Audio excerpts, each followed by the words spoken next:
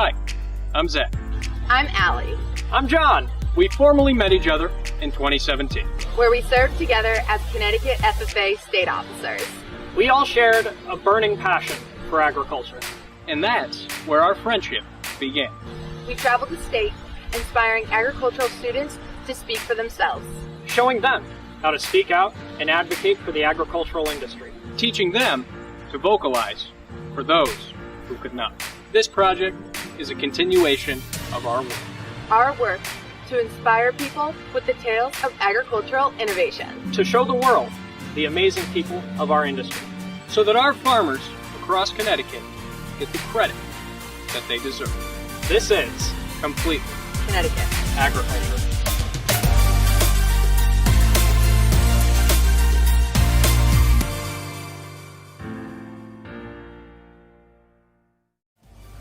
Since we were children, we've all been taught to leave things cleaner and better than the way we found them. And with this rule, our planet can be no exception. Our industrialization has led to progress as a species, but it has also culminated in environmental degradation and biodiversity loss. Two huge challenges facing agriculture today. With the human population expected to surpass 9 billion people by 2050, we need to figure out how to craft a more sustainable food supply, all the while keeping a watchful eye on our planet's environment, habitats, and ecosystems. Although we have many obstacles to overcome in this endeavor, it can be safely said that our farmers and ranchers have been making progress in taking action with practices such as no-till, drip irrigation, integrated pest management, and cover cropping. Our producers are helping regenerate the soil and provide biodiversity to their agricultural systems. Our producers here in the Constitution State are stewards of the land and are helping craft a more sustainable food supply for future generations.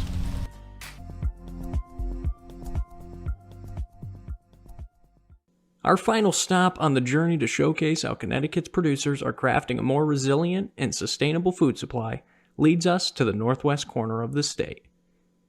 In East Canaan, the Freund family has a farm that looks to the future. In order for us to better understand how our farmers are becoming sustainable in every aspect of production, we had to visit Freund's family farm in Cowpots. In order to capture how agriculture and sustainability go hand in hand, you need to visit Freund's off of Route 44. My name is Amanda Freund, and I am third generation on my family's dairy farm.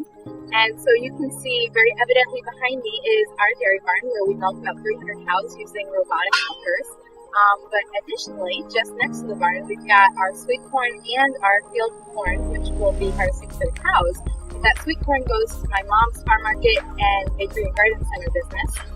And then the third farm business that we have here is Cowpots. So we are capturing the manure from this barn and forming it into biodegradable vegetable pots that then serve as an alternative for plastic or peat for growing your plants in, but it also allows us to add value to a byproduct of our dairy production. So here in this northwest corner of Connecticut, we've got 3 farm businesses, all owned and operated by my farm family. So I'm here on the farm with my father, my mother, my brother, my sister, and 2 uncles. So sustainability it's 3 pieces. It's economic, it's environment, and it's social. It's making sure that we've got community support behind us. And so we need to have an economically viable business to be able to do any of the environmental stewardship things that we want to do. So, we've got to keep our eye on a lot of different targets. But for us, sustainability is literally the foundation that we're standing on. We need the land. We're standing on one of our hay fields right now, which has a few more weeds in it than we'd like. But this land has been producing the crop to feed these cows to make the milk that we can sell to generate income to then support our family for 70 years.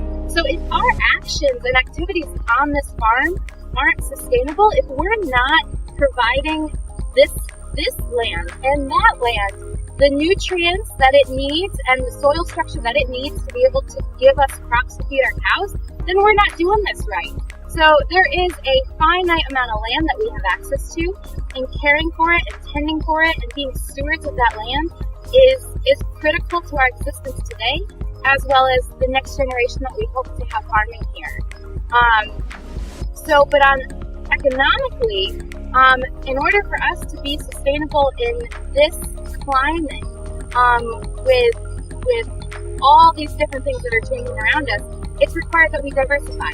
And that is why we have a farm market and garden center on this farm property. And that is why we are making cow pats using our cow's manure, because we couldn't support the members of this family with just a single income stream. And that's kind of become the standard for most dairy farms all across New England and probably across this country, is that you've got to utilize what other resources you have access to. Sustainable agriculture on this farm would be defined as being able to make sure that what we're doing today ensures and preserves our ability to do it again next year, and the year after that, and the year after that. That we are not extracting resources, leaving us limited for the years ahead. That in fact, we are making things better. It's kind of like the Girl Scout rule of conduct. I mean, that was always my mom's deal, was we left a space cleaner than we found it. And so we're going to leave this land more ready and prepared to feed the next generation. Farmers are not shy about sharing their successes and their failures. I mean, that's kind of a core to what we do and who we are. We like to talk about, what works and what doesn't work. And so we posted a lot of farmers here. We were the first farm in the state to put robotic milkers in. And so there's been a lot of people that have come through this barn because they want to know, how is it going? What was that transition like? Because they're kind of putting their feelers out there because maybe they want to invest in the same thing. So we are an open book, and I think a lot of other farms are too, about always inviting other people to participate. And even if that means a little bit of competition, I think it's healthy competition. There is an incredibly bright future for agriculture. I mean, things are changing. It's not going to be like it was 10 years ago, but I mean, it doesn't have to just be being on the farm. When I think about the number of people that we work with on a day-to-day basis, we are working with folks that are focused on genetics.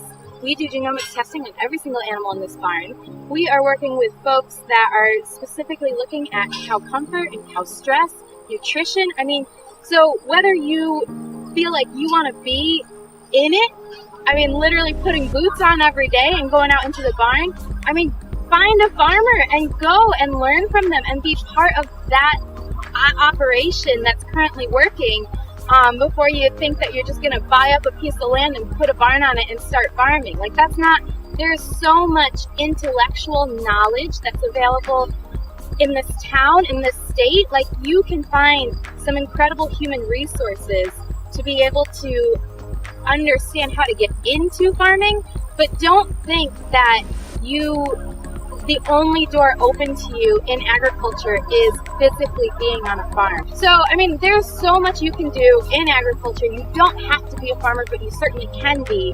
But there's so much, whether it be with animals, with science, with crops, with soil. Holy smokes.